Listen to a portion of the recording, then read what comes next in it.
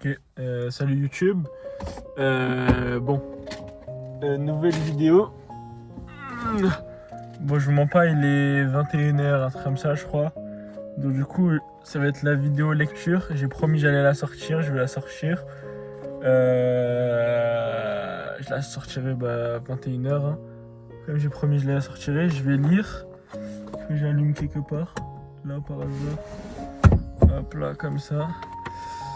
Du coup, on était à Évolution 2. Bon, je vois pas, comme il est tard, et demain je commence tôt, je crois. Et je vais pas lire beaucoup. Je vais lire. Allez.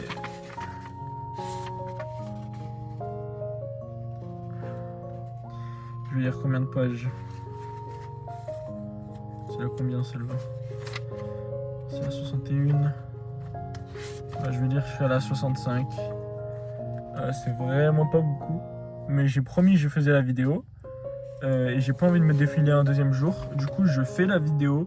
Même si elle dure 5 minutes, même si je parle 5 minutes, je m'en fous, je la fais. Donc je vais commencer. C'est parti. Donc je lis jusqu'à la page 65. Je finis à 65 et j'arrête. Ok. Évolution numéro 2.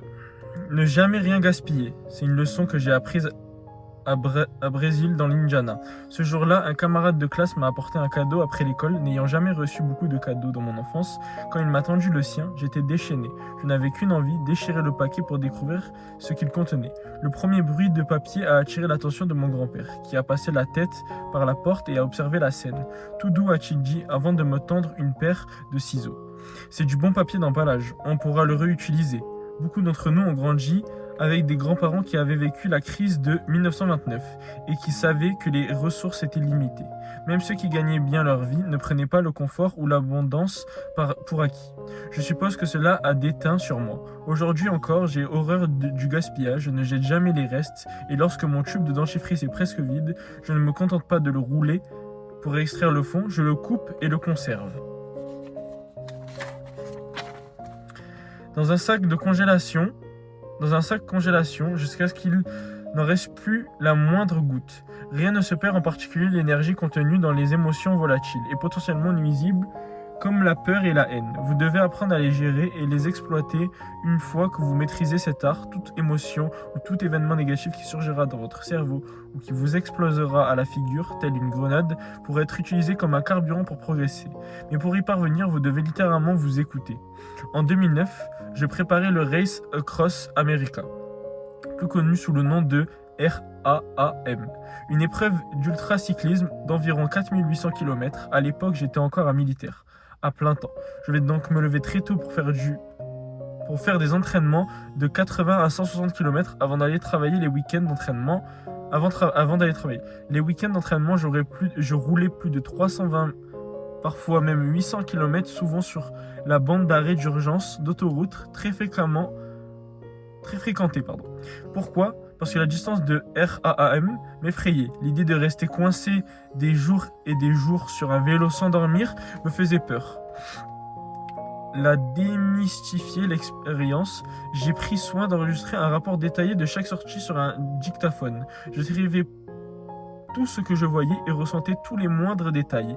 La plupart du temps, je roulais seul, au milieu des voitures, des Harley et des semi-remorques qui poussaient en tombe à côté de moi. Je respirais les gaz d'échappement, je sentais le vent me siffler le visage et je mordais la poussière. Lorsque je m'engageais sur les routes secondaires, je ne voyais pas une seule voiture pendant 80 km. Mais la ligne blanche était toujours présente. La lumière était toujours présente. Que le bas-côté soit large, étroit ou inexistant, la ligne blanche était toujours là. La nuit, j'écoutais ces cassettes et je visualisais la ligne blanche des milliers de fois. J'étais fasciné par sa simplicité. C'est ce qui m'a aidé à minimiser tous les autres aspects de la course. Finalement, je n'ai pas participé à la RAAM cette année-là car j'ai dû me faire opérer du cœur en urgence. Mais je savais que j'avais mis sur une solution pour dompter mes peurs et renforcer ma confiance en moi, que j'utilisais dans les années à venir. Petite illustration, je ne sais pas si vous allez voir. Bref, c'est lui sur le vélo, et juste en dessous il y a marqué « Je n'ose même pas imaginer le nombre d'heures passées à longer la ligne blanche. » J'ai à peine de sortir de la salle, je vous mens pas, je suis KO. Mais c'est pas grave. Il reste pas beaucoup. Lorsque j'ai commencé à prendre la parole devant des entreprises du Fortune 500 et des clubs de baseball professionnels pour gagner ma vie, j'ai dû accepter de raconter la brutalité de mon existence à des personnes qui connaissaient le succès, y compris comme des millionnaires et des milliardaires qui avaient déjà tout entendu. Il ne s'agissait pas d'une simple opération de recrutement dans un lycée où les élèves sont facilement impressionnables. Ma peur de la prise de parole en public a refait surface. J'ai donc ressorti le mégaphone, je lui ai raconté mes craintes et mes traumatismes, que peu de gens connaissent, et j'ai découvert une alchimie étrange et inattendue. Ma peur et mon traumatisme se sont transformés en énergie et en confiance. Il est fréquent de confier ces moments les plus sombres à un journal en espérant que ce à quoi on a survécu ou ce que l'on s'efforce de surmonter nous soit utile. J'ai tenu un journal pendant des années, mais les écrits ne sont qu'un premier pas. Les enregistrements audio sont davantage interactifs et accessibles et ils marquent plus de profondément d'esprit. Si vous avez été victime d'harcèlement, de maltraitance ou d'agression sexuelle et que vous êtes prêt à dire la vérité sans filmer devant un micro, puis à l'entendre encore et encore, au bout d'un certain temps, ce ne sera plus qu'une histoire. Une histoire manquante, certes, mais le poison sera neutralisé et vous aurez repris le pouvoir. Ce n'est pas une tâche à prendre à la légère. Quand vous avez survécu à un lourd traumatisme, vous n'avez surtout pas envie de penser à ce que vous faisiez le jour où cela s'est produit, à ce que vous avez entendu, à ce que vous avez ressenti, ni à la façon dont votre vie a basculé ensuite. Faites-le quand même. Plus vous ajoutez de couleurs et de contexte à votre histoire, plus vite vous pourrez apparenter les rues.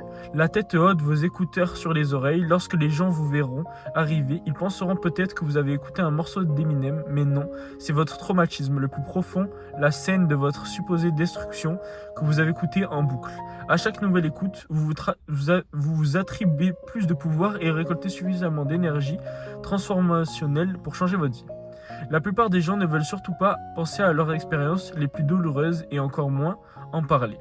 Ils refusent de s'interroger sur l'étendue sauvage et hostile de leur passé, de peut-être être vulnérables. Pourtant, croyez-moi, c'est de l'or en barre. Je le sais parce que j'ai été ce noir coiffé d'un chapeau de cow-boy et foncé jusqu'à la taille dans l'eau glacée du ruisseau à la recherche de pépites. Si vous trouvez le courage de raconter votre pire cauchemar à voix haute, puis de l'écouter jusqu'à qu'il s'imprègne en vous et vous sature votre esprit, jusqu'à que vous puissiez l'entendre sans réagir ou vous laisser déborder par vos émotions, il ne faudra plus reculer ni pleurer. Il vous rendra fort. Assez fort pour montrer sur scène et clamer au monde entier ce que vous avez subi et ce que cela ne vous a pas brisé. Vous en êtes même sorti grandi. Ces enregistrements ne sont pas seulement la garantie de neutraliser ces traumatismes, ils peuvent changer la dynamique de quasiment n'importe quelle situation ou humeur. Savamment utilisés, ils vous aideront